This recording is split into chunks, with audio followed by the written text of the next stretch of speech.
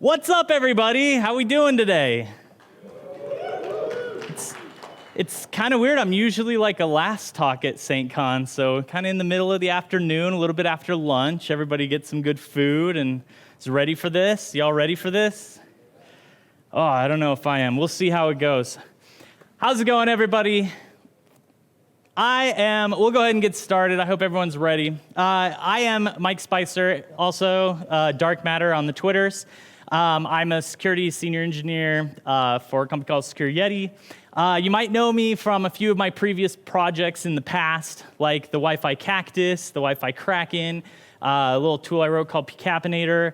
Have a little storage company, a little side project working on with my friend called Apex Storage, where we're making PCIe 4 and PCIe 5 hardware.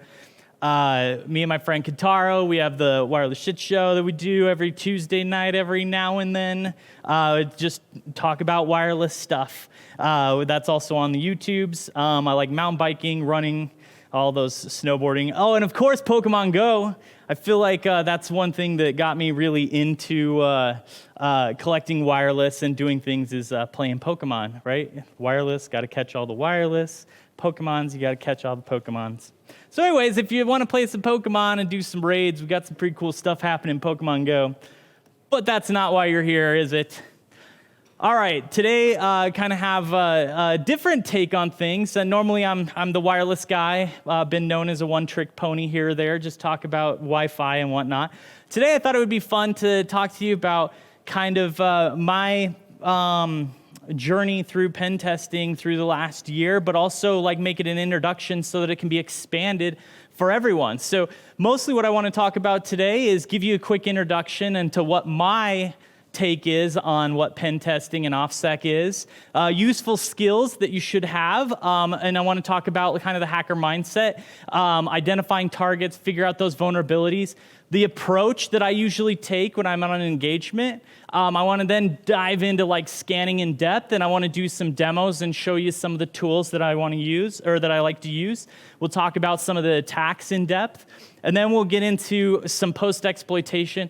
And finally, you can't have a talk like this without mentioning printers, right? Because printers, I don't know why, they keep staying around. They are always around us. So we might wrap up with a few fun stories about printers. Since I didn't want to bring a printer with me, I figure maybe next year that'll be my project, put a printer on my back. And then finally, we'll close out talking about some defense mechanisms, and we'll go from there if we have time. This might be a little bit like Jason's this morning, where it's like, if we have time, we'll get to the defense parts. If not, it's cool. We're all offensive today. Introduction here to OffSec. So to me, what OffSec is it's hacking, breaking stuff, getting root, abusing permissions, getting that malware in on those systems, being able to make things do what they're not supposed to, make things do what potentially the group policy was forgot to set to do. Also, when you're doing these things, sometimes your root, and like there's the phrase at DEF CON, DFIU.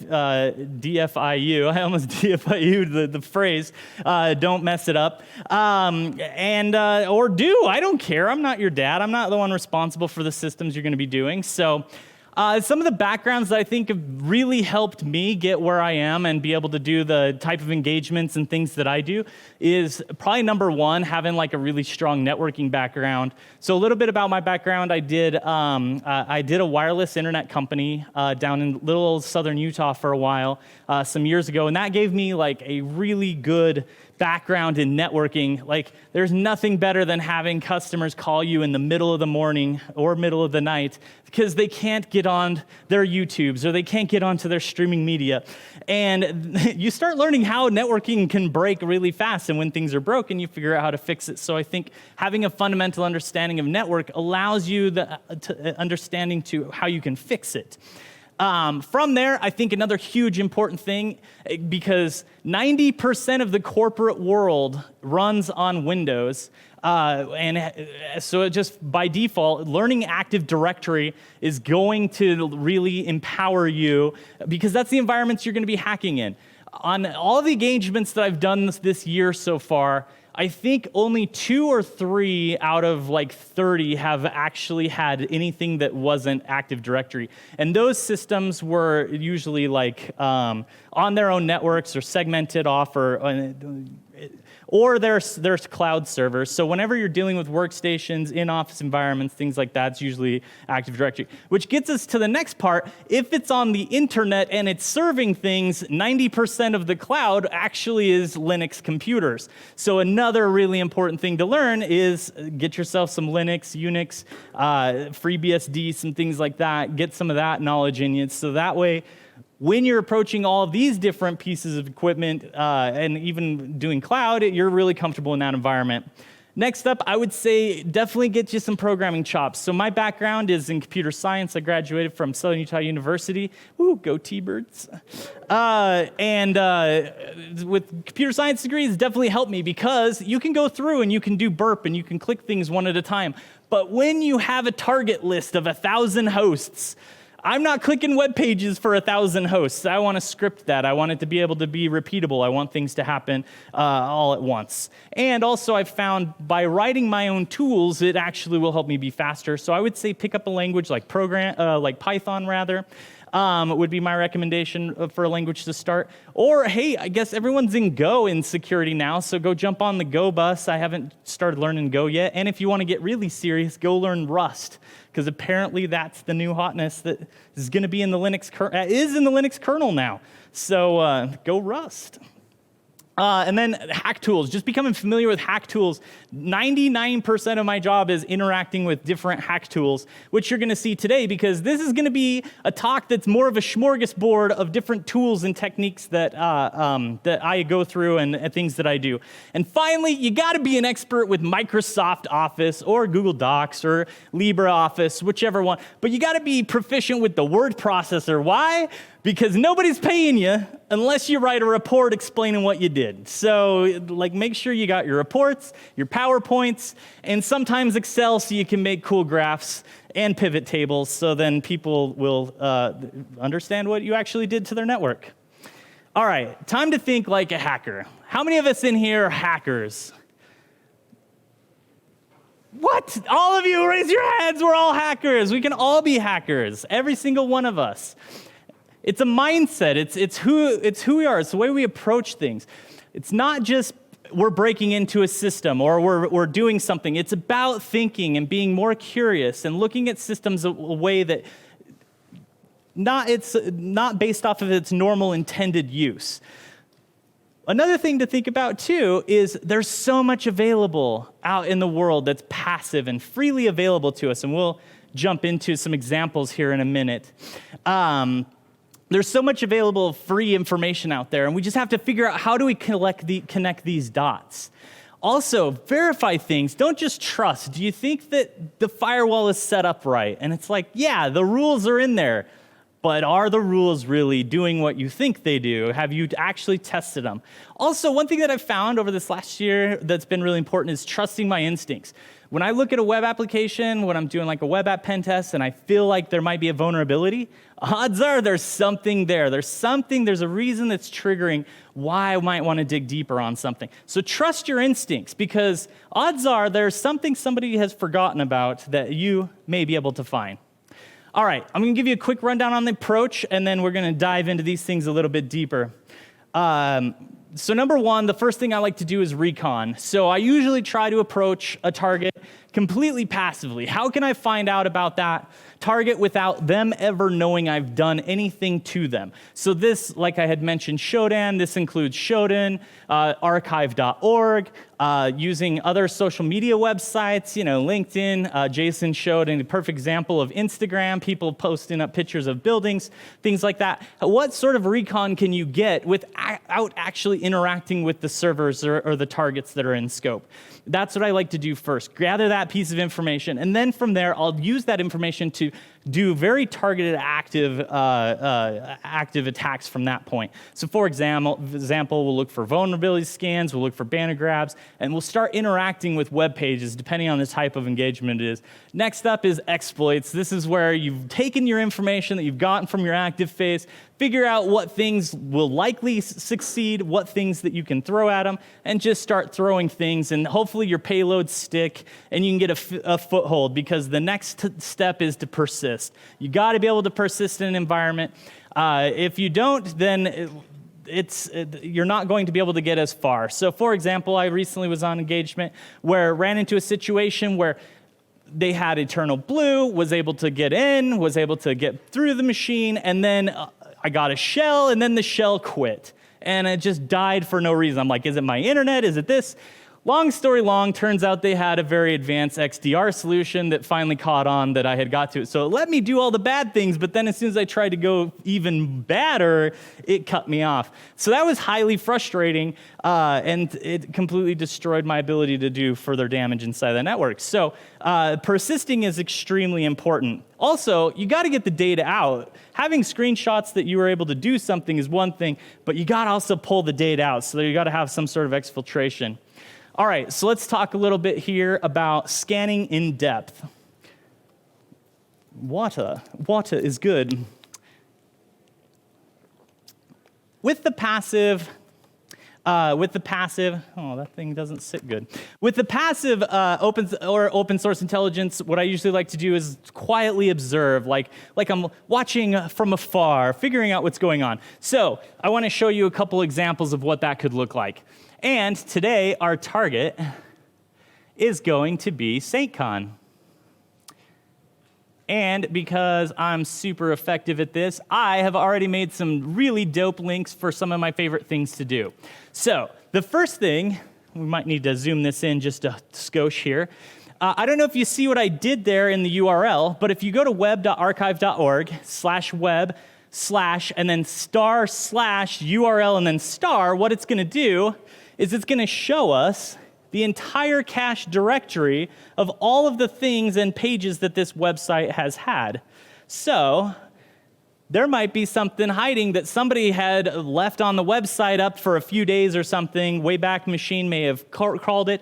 Also, side note, go get the Wayback Machine plugin and make sure your targets are actively being crawled, so that way, you know, we can always make sure, check year after year, the different things that are happening on the website. So by doing this, we can get a very thorough layout of all of the pages and links and things that are happening on from archive.org that gives us a really good insight into where we could start attacking.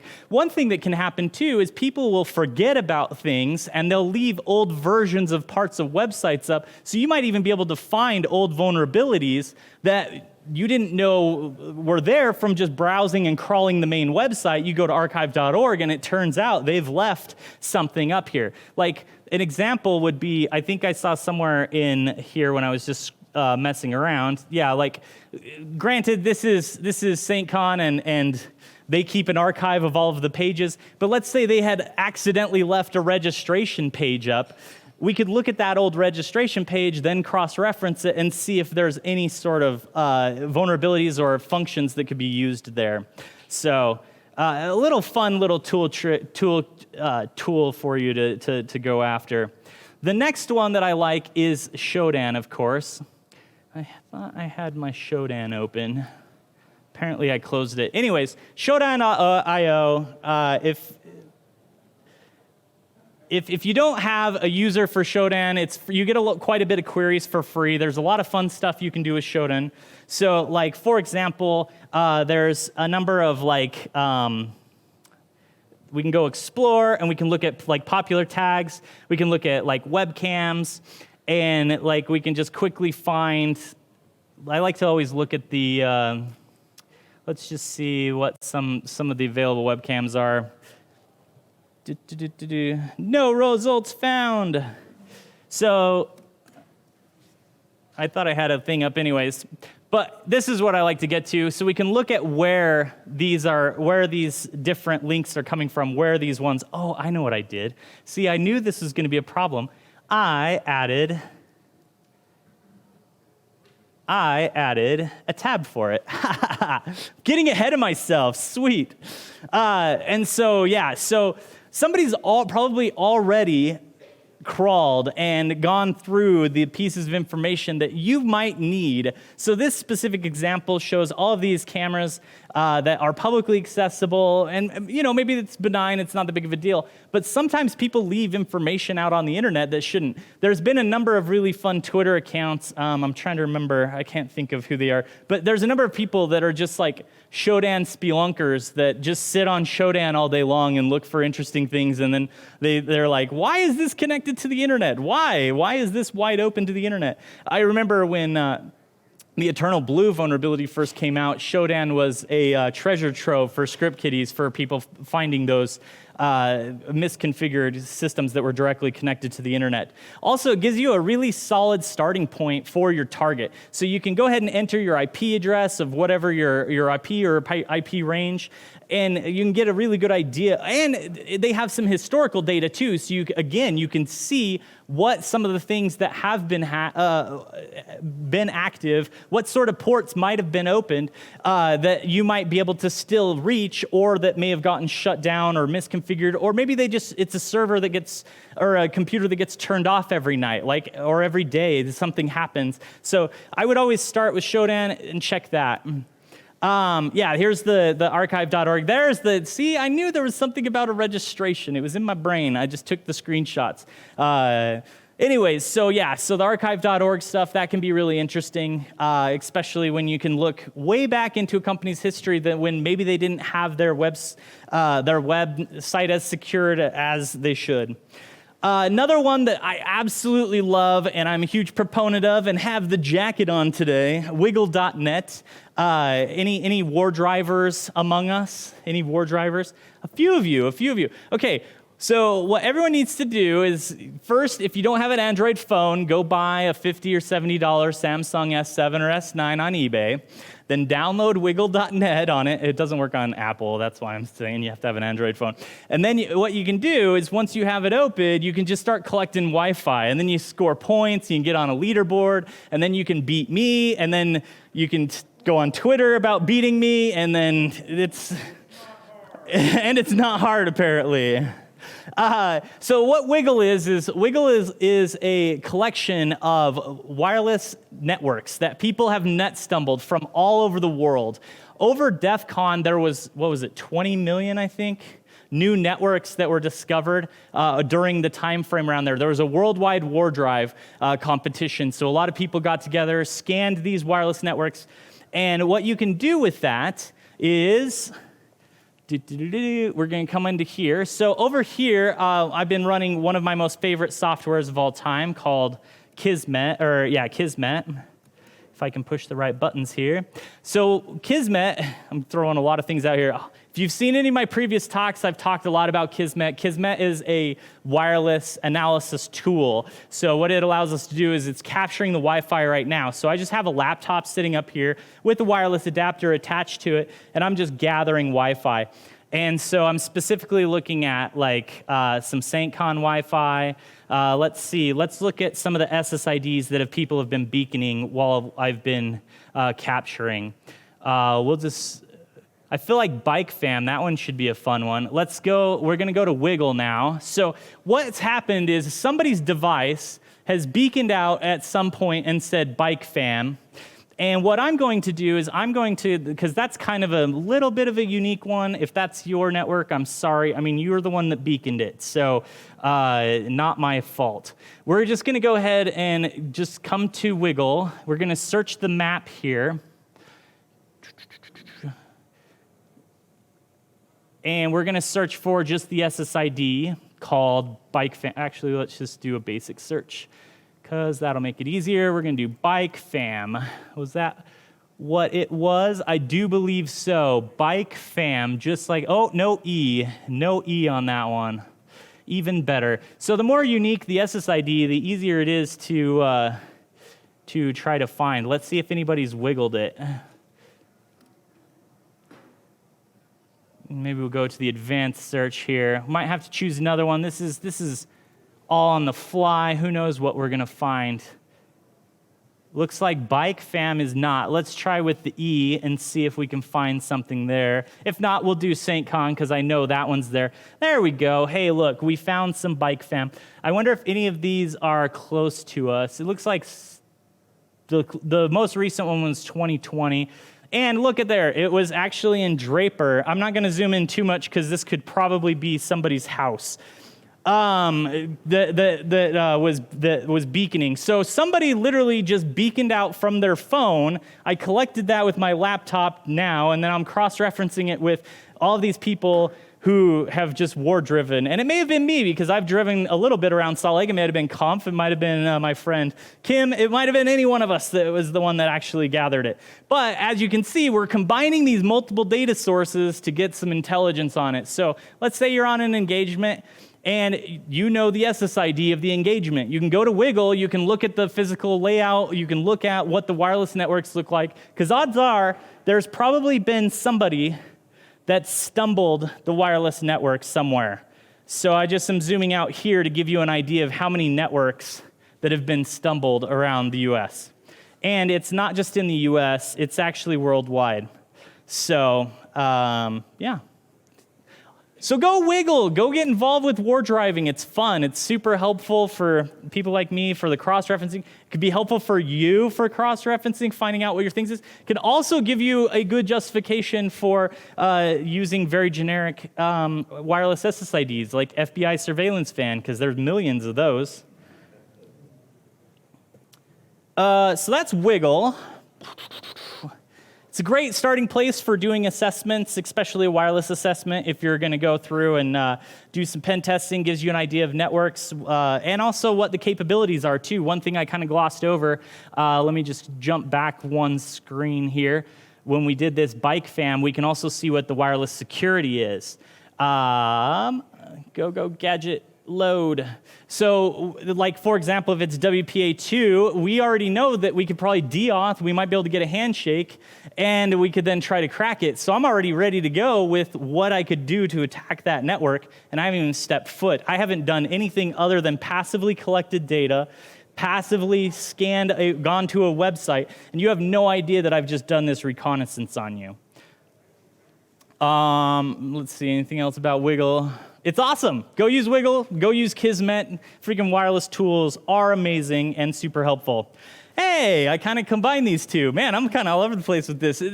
See, here's the thing about when you're doing these types of things. All these tools can overlap. A lot of these tools can overlap. So yeah, I kind of already talked about this. The visualization is amazing in Kismet. We'll jump back into the Kismets really fast. One thing that I want to really just drive home is we're going to look at SAINTCON, for example, and we're going to come back to Kismet in a second because we're going to talk a little bit more when we get into active things. So one thing that I can look at is I can click on this SAINTCON wireless network, and it has 17 clients connected to it. Well, who are those 17 clients? They're right there. So I can see who those clients are. We can look at those details. I can then look and see what other networks they've connected to, what other access points they've connected to, how much data they're pushing. So it's not just a security tool. It's also a full network visualization tool. So I've got really good insight into what's happening in the wireless around us right now.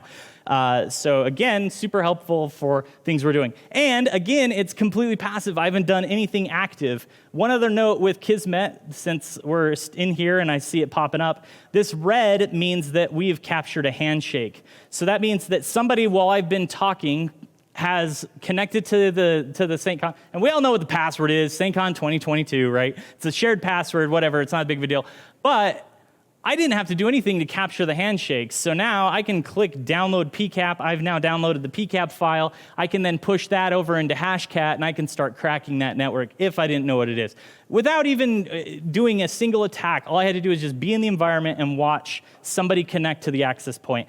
So that's why everyone needs to switch to WPA3. So, because if you have WPA3, it's way harder and it's not passive. It's not possible to passively collect enough information to perform an attack. At this point, you never know because these things change rather rapidly. All right, let's move on. Everyone having fun so far? Are we doing good? Yeah? All right, cool. Now let's talk about active. We're getting a little active now. We gotta get active with Nmap. Who likes Nmap? That's what I'm talking about. Yeah, is anyone in here smarter at Nmap than me? Because I couldn't get my script function to work on one of my things. I think it's just the box I'm Nmapping. Anyways, so with Nmap, it's like the best scanning tool, network scanning tool ever. When I first started running the internet company years and years ago, I was using Nmap as a way to be able to map out what clients were connected and to see if any of my customers had plugged things in incorrectly or were getting past the NAT. And so that was my introduction. And so I thought it was just a networking tool that you just used, because that's how you find out about your network, is you Nmap it. So it turns out, started working at a company, and I started doing all my Nmap things to scan things, and they're like, hey, I don't know what you're doing, but you're doing some aggressive things on the network. And I'm like, what do you mean? They're sending out a lot of packets and a lot of data. I'm like, yeah, I was just trying to map out the devices to see where they are. Like, we don't like that. Stop. Oh, so what you're saying is scanners are scary. Got it. Okay, let's work on that. On the screen here, I've got a couple of my favorite Nmap commands.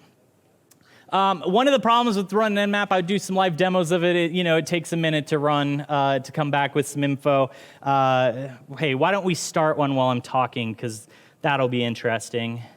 Jump over to the virtual machine, the Kali virtual machine, and we're going to go ahead and we'll just do a standard Nmap. And we'll do SS 10.276.101. We're just mostly just doing this as a sanity check just to make sure the box is still up. Oh, and one of my favorite things to do is be able to do port ranges like this. And always use the open command. Oh, got to run it as root. And of course the password's Kali. Come on, who changes their Kali box password? Anyone? Anyone? Anyone? Feel free. You can have a free virtual machine Kali box. So anyways, so we've got, this is going to take like 2 minutes, so we'll just let it run in the background while we get on with things. And got to do that. Okay. So the SS is for a SYN scan, so it does some specialty where it's going out and it's like, hey, are you open? Are you open? And sometimes you can find some extra ports that way. SV is going to look for that version, do that banner grab. And then P1 to 6500, 536, because Nmap by default doesn't scan all the ports. So I see you out there, you're putting your stuff on port 8888. That way I can't find it. Well, guess what? With that command, I can now. Actually, I think it is one of the ones that's included in the default Nmap. Anyways, you can define your own custom port range because sometimes it makes sense to scan the entire machine. But the more ports you add, the longer it takes. Also, I forgot to add the T command, the capital T command, which is for the aggressiveness. If you want to set your aggressive level, if you want to be more polite to the machine, send more requests faster. In my opinion, I always just keep it at a 4 or a 5. I just go pretty hard with it because when you're out running Nmap, they're going to catch you pretty much all the time. I haven't seen a case where somebody that has a properly set up system to see you doing port scans isn't going to catch you by running T-1 and waiting 6 hours for your scan to come back. Technically the third line, the first one is just the base information. The third line, what I'm doing on that one with the -P, I'm specifying the 3389 port. Who knows what that port is?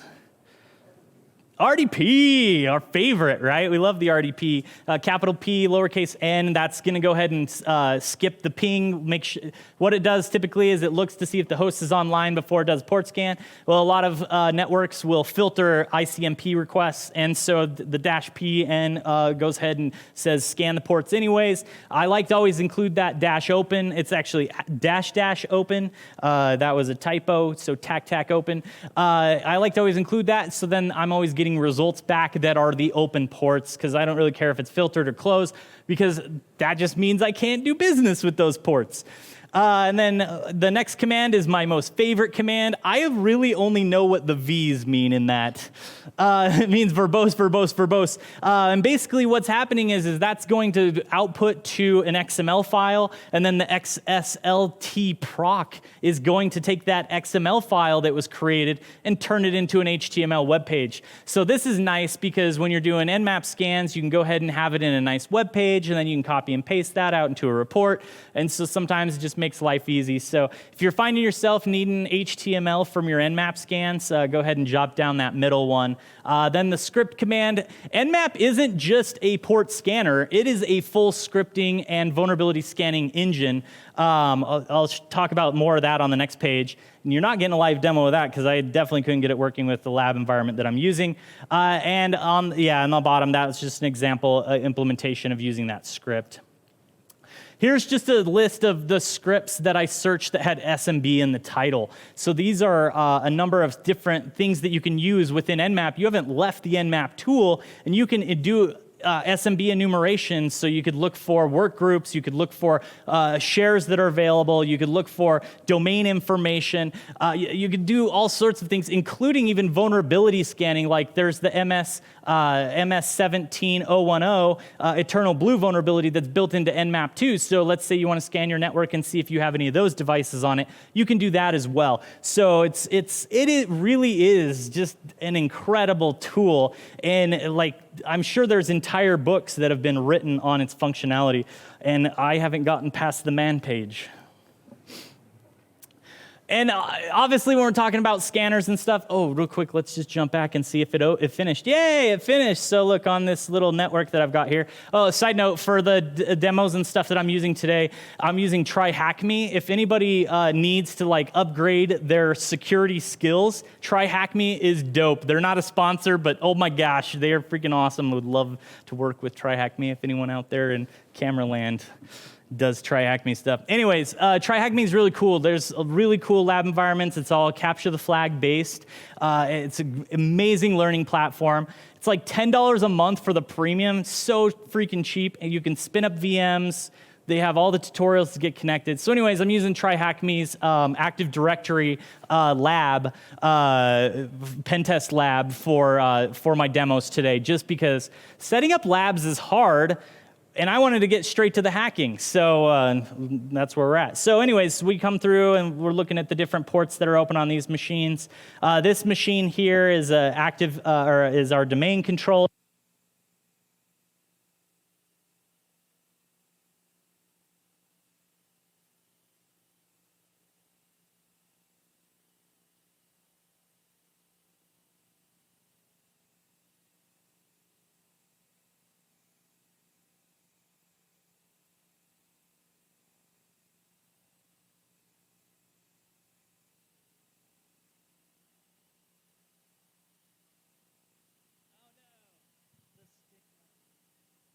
All right, can you hear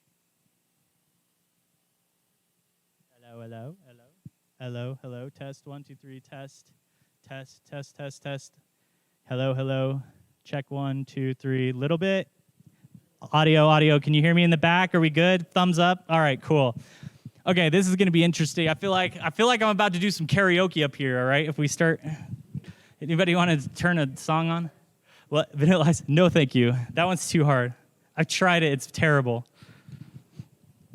All right, so a talk like this can't be complete without commercial scanners, because odds are, if you're a pen tester, you're working for a company, the company has money, the money is being spent hopefully on awesome tools, and those tools actually are pretty decent. They're really helpful.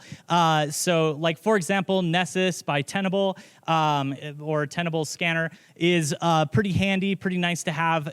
So you basically put in your target range, you put in your information there, it's gonna go through to a port scan, and then it's gonna go through, and depending on what type of scan you put in place, it will allow you to then do a vulnerability scan too on devices, and even in some cases it might do some light payload executions and tries to drop some sweet code to get you some shells. basically, with my experience with Nessus has been, I use it as kind of my Nmap. After Nmap, I'll usually use Nessus and Nmap kind of interchangeably. I'll validate results that I see in Nessus and throw them into Nmap to make sure that the host recognition is correct, and try to just make sure and validate things back and forth between the two, just so that way I have the most accurate information that I can get. Qualys, don't have a lot of experience with Qualys. I do know that their focus is a lot with compliance. It's used a lot in the compliance realm, so there's already pre-built scripts and canned things to handle some of the compliance things out there. And finally, there's Core Impact that I've had some experience with. So one of their things that I've talked to their salespeople about is they're like, it's literally a replacement for a pen tester. And you know what? I don't know if it really is. I put a poll out on Twitter like 3 or 4 months ago asking if anyone has actually seen it successfully pop a shell before. And everyone in my Twitter poll said no. So, and you know what they say about information on the internet. It is 100% accurate. So anyways, yeah, so I don't have any screenshots or anything with that because I like to, yeah, I'll switch back to that because I'll be typing and stuff here. Pause, hold please, talks amongst yourselves for a second.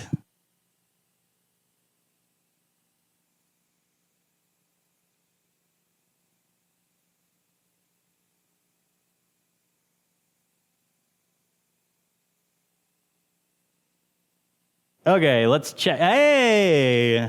All right, we good? Everybody good? Too loud, too soft? All right. Yeah, so if you have the tools, use them. Learn them, use them. They're great tools. They've got built-in reporting. But me, myself, I usually am in like a budget crunch when I'm doing these projects, or sometimes I just don't trust the tools. Again, that trust verify thing, right? I want to make sure that the information that I'm getting is accurate, because one thing that I know about all of these tools across the board is a high number of false positives, right? Because they're looking for specific behavior, they're looking for specific things, and it's very easy to check off a number of those boxes that say, yes, this is that behavior. And then it turns out it's poodle and you can't do anything with it.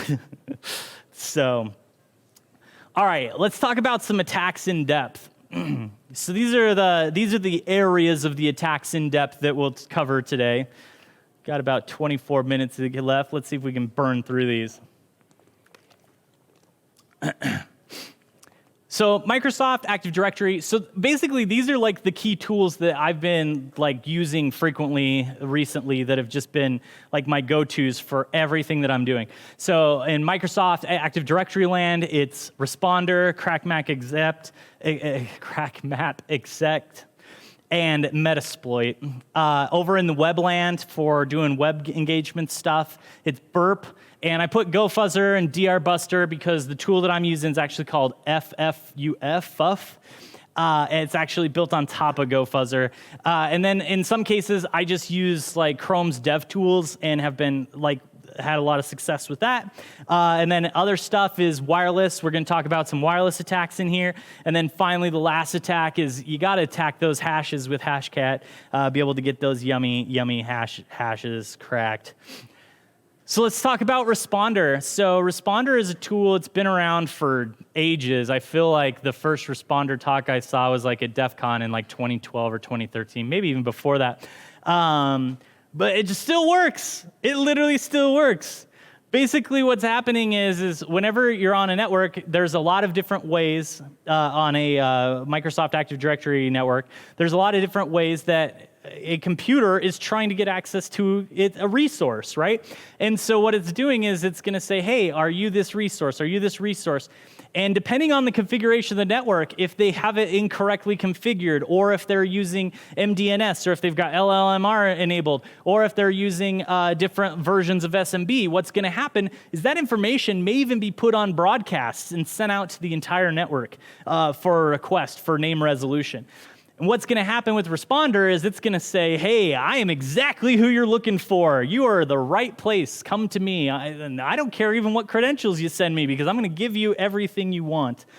And so basically you end up with a situation where you just start collecting hashes from computers because they have to authenticate. So through that process, there's a multi-level handshake that's happening. And in that handshake process, one of it is it's going to send tokens to you. So it used to be back in the day, back in the golden days in 2017, 2016, 2018, people would have their networks configured with SMB version 1, or NTLM v1 rather. And that was golden. Why? Because we could do this beautiful thing called pass the hash. So we could collect the hash, we could take it, and we could just say, let me log in as remote desktop over here, just using the hash. And the remote desktop server was like, yeah, that's awesome. That's good enough for me. I don't need passwords. I don't need anything. I just need your hash. So then Microsoft's like, oh, that's bad. Oh, that's bad. You can capture some info on the wire, turn it around, and send it? Oh, that's bad. So then they implemented NTLM v2, and it's pretty standard. I think I've seen one Windows 7 this year, one or two Windows 7 computers on networks that still had NTLM v1 that I was able to successfully pass the hash on.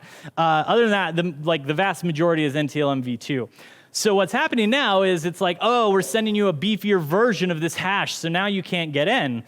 And it's like, wow, that sucks. Now I got to go to take it over to Hashcat. Man, what's this company's name? What season is it? Who's their favorite sports team? What's the local university's sports mascot? Ah, dang it, it's so hard to crack passwords, right?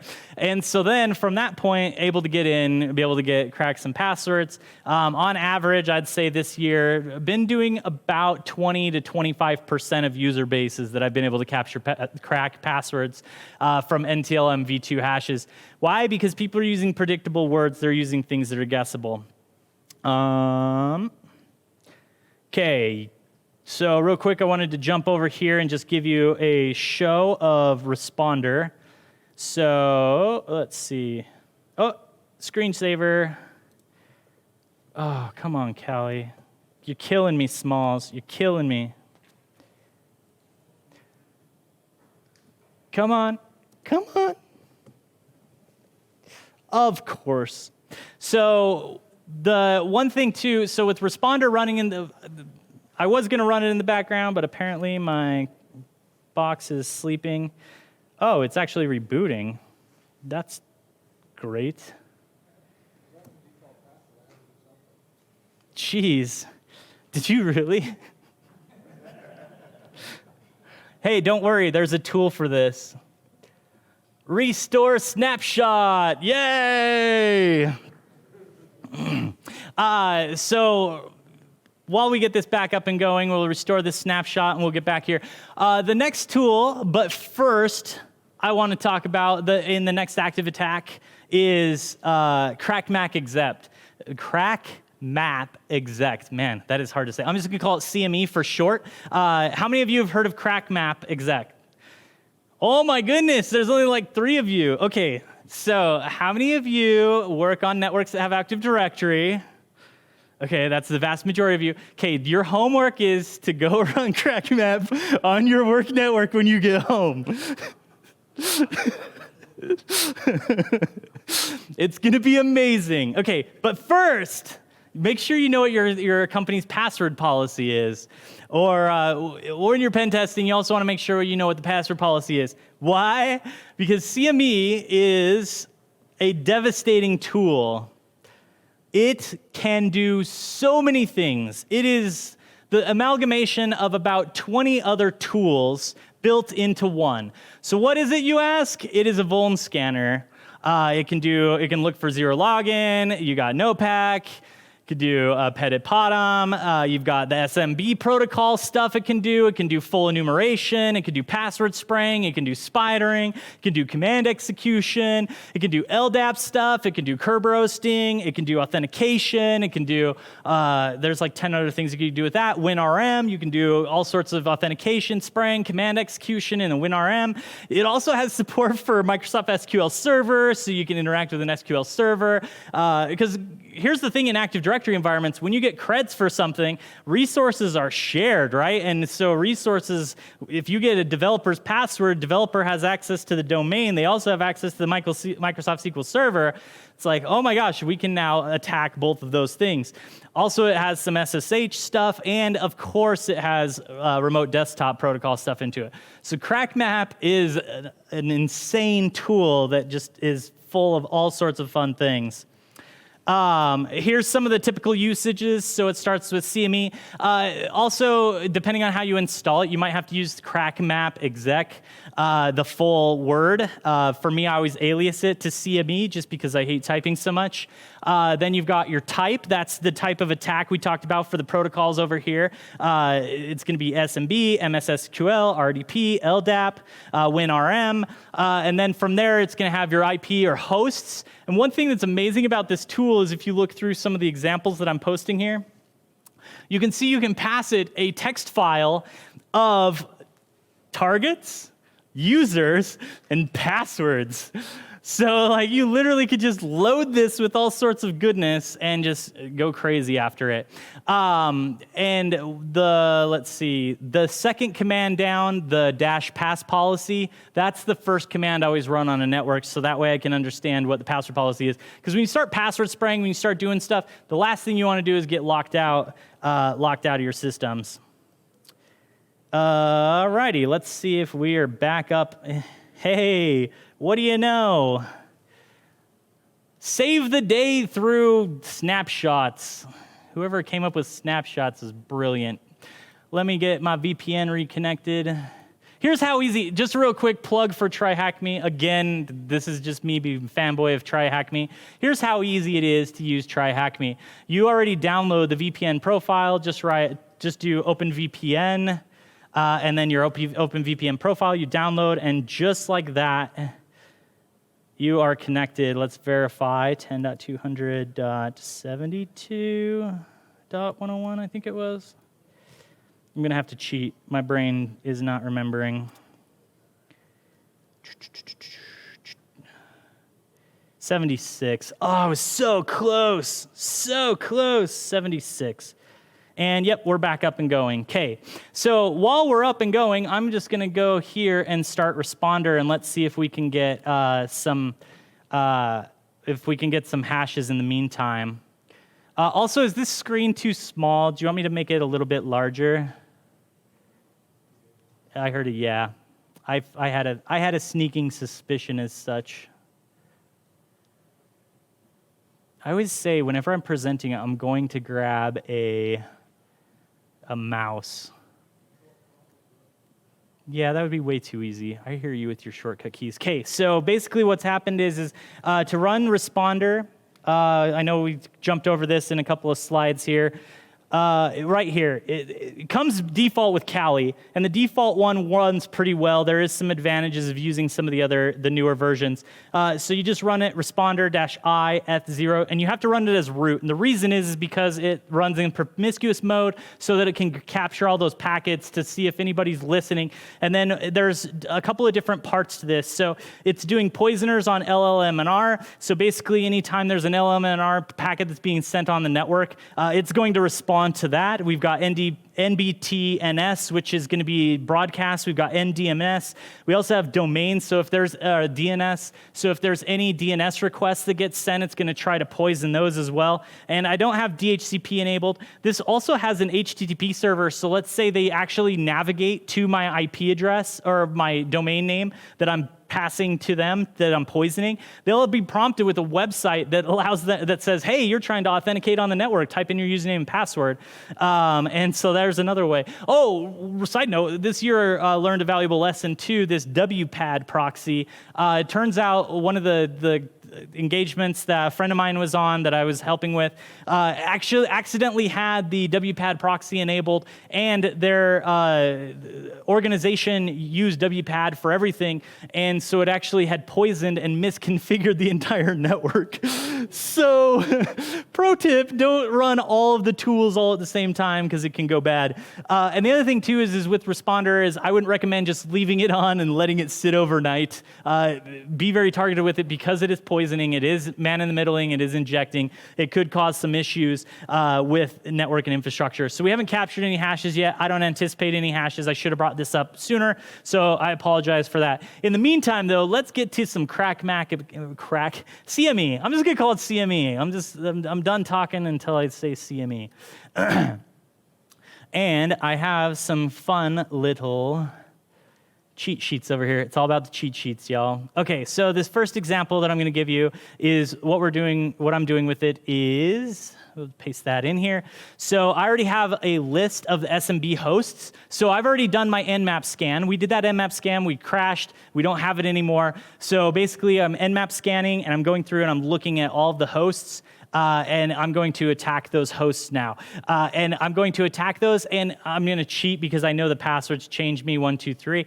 And so we're just going to launch this attack and see what happens against the host. So what's happening now is the tool is actually spidering out to every single one of the hosts in that host file, and it's taking each username and it's attempting to log in on each one of those machines that it detects. So this is a situation where if I didn't know the password, it was change me 123 for a specific user, I could put a password list in there, and this is that password spraying, so I could start. Again, this is a very noisy attack. That's why I said go ahead and do it in your environments. I'm sure, even if you work in the SOC, I'm sure it would be funny to like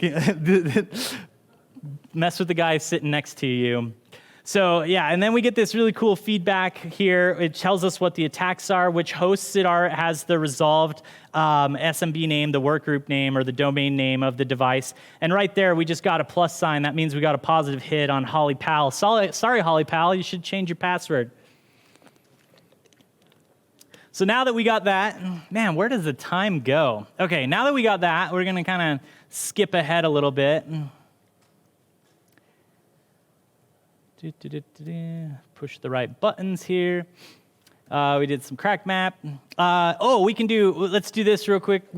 We'll come back to crack map because we already explained we found a username and password that works, and so we're gonna steal the goods. But first, we just got distracted with an internal blue setup on the network. There's a computer that has eternal blue. And because I'm a genius, I have a video of me exploiting an eternal blue system as opposed to trying to do it real, because has anyone exploited eternal blue? It's like 10% success rate, like under the best case scenarios, because it can crash the host, it can do all sorts of fun things.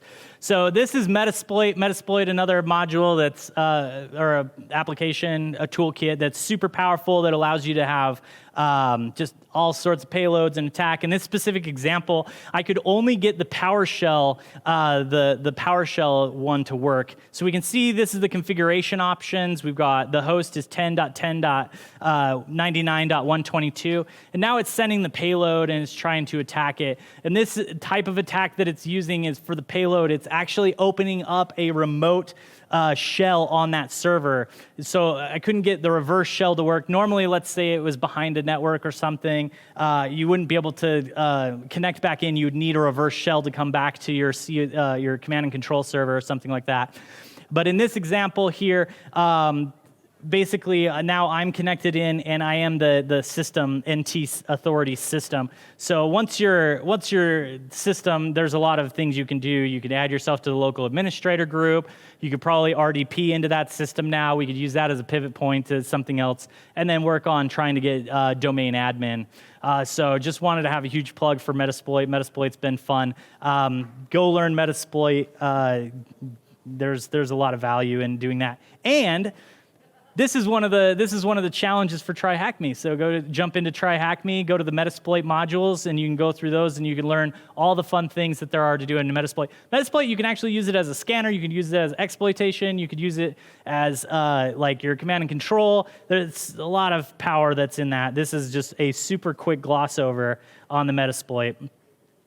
Web app hacking, when we're doing some web app for our web apps, you got to have burp. Burp is the go-to. Again, we're attacking SAINTCON because why not? One thing that was interesting as I was kind of preparing some info, I don't know if you can make this bigger. Maybe your control shift will work on this one. Nope, it doesn't. Doesn't work.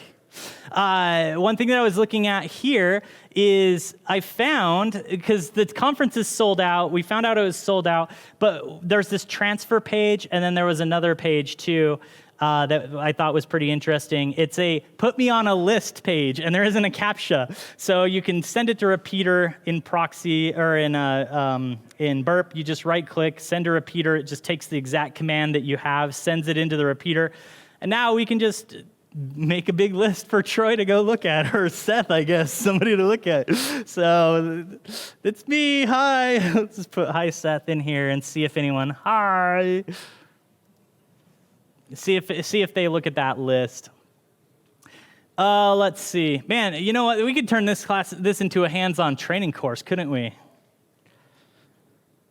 Let's see. Where is this one? So we talked about burp. Oh, fuzzing. How many of us in here have done web fuzzing? Anyone did some web fuzzing? Only a few of you. Okay, I got to show you ffuzz real quick. I think I've got the command already queued up. So basically what it is, websites don't tell you what pages they have. Let's see, ffuzz, here it is. Websites don't tell you what pages they have, and that can be a problem. And sometimes there can be some additional information on websites that are in pages that you can't see or you can't access. So what this tool does is in the command line down at the bottom here, we're using a word file of common fuzzed words to look for them, and it's going to replace the word fuzz. So I'm just going to go ahead and launch this. I don't know why I ran that as sudo. And so basically there's all these 302 pages, all these redirect pages that it found. So these are potentially not in the sitemap or anything like that, but these are sites that we found, or pages inside of this website. And sometimes you can stumble across interesting pages like SHTML. Let's go see what that page is. That looks interesting. SAINTCON /SH. That's actually how I found this transfer page. I didn't even know you could transfer your registration. Oh, did I get it right? SHTML. Yeah, huh. Not found.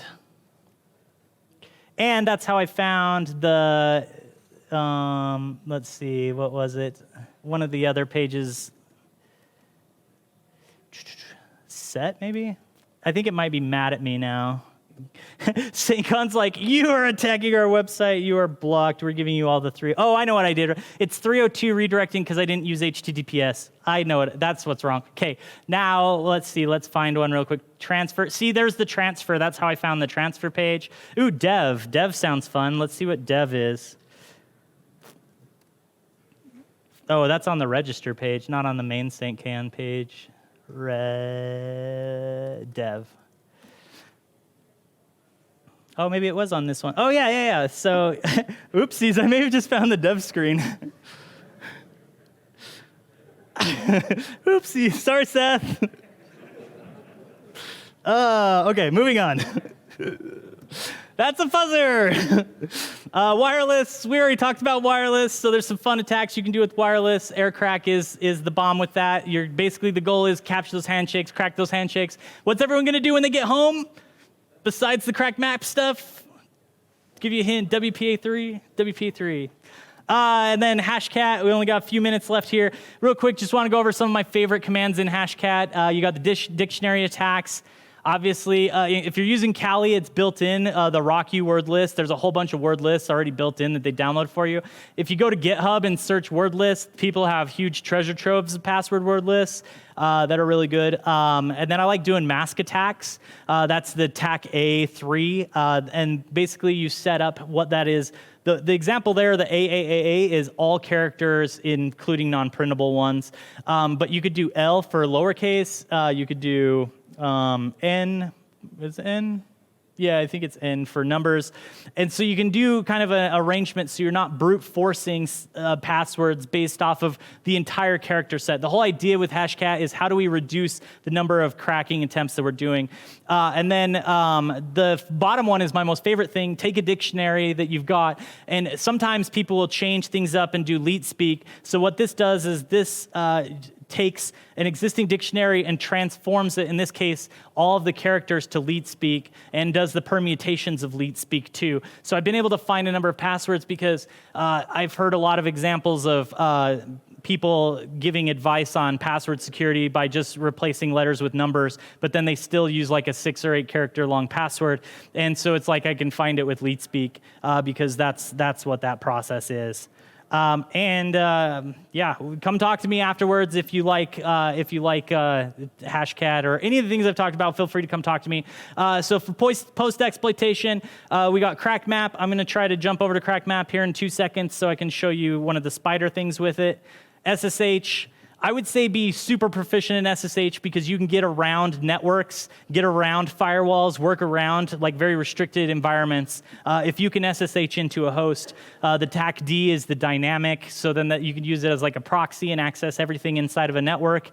The L is for like local listening, or you can basically like port forward, get access to stuff inside the local network. The 2 examples there, you can get it on the local host that you're SSHing into, or any device that's connected to it. You can also do a reverse SSH, where in this instance, let's say you want to bring a service that's behind a firewall out to the public internet. So sometimes I'll do this and then do a reverse SSH, and then I can be able to access some service, maybe a database or something, or a web server from like an AWS instance that's in behind a firewall. So go get yourself some SSH action. SSH is the bomb. There's some other tools too, like Mimikatz, LSAS dumps, shadow files, getting in there. And then the other thing too is you want to just go back to your scanning, because once you have new creds, you might be able to get access to some of the other stuff. Unfortunately, it looks like we're running out of time here. I'm about to get cut off. Sorry about that, but the quick story of the printer is printers are computers, right? And a lot of times they're super vulnerable. There's this thing called the Printer Exploitation Framework. Go check it out. Printer Exploitation Framework is really neat. There's a lot of modules to be able to hack and hijack printers. One thing you can do with printers, especially if they've used the PLJ, PLJ, a lot of times they're insecure on that front. You can use them to stage files. It becomes a file server for you. You can pivot through a printer. And the other thing too is it turns out Nessus can cause thousands of pages to print out too, like 1 character at a time. Found that out. Okay, so I'm so sorry for his neck. I'm going to take 1 minute and talk about the defenses. So what is the number 1 defense? If you run Windows updates, you're stopping me a lot of the times. Disable legacy protocols like LLMNR and enforce SMB signing. If you do those 3 things, that's going to stop like 90% of the things I talked about in this presentation. Isolating your stuff so that way if you do get jacked, they're not getting full compromise. Use least privilege models so that you make sure that when an account does get compromised, I had some instances where I was able to get into user accounts and was on the network, and I couldn't do anything else with it. I couldn't get anywhere else. So been there and had those types of problems. And endpoint protection works, kind of. I shared the example of the XDR endpoint that stopped my, I was able to exploit Eternal Blue, but I wasn't able to do anything with it. My shell got killed. So with that, I ran through it quite quickly. You can come find me afterwards. We can talk more about CrackMap. It's my most favorite tool of this year. And with that, I thank you and appreciate your time.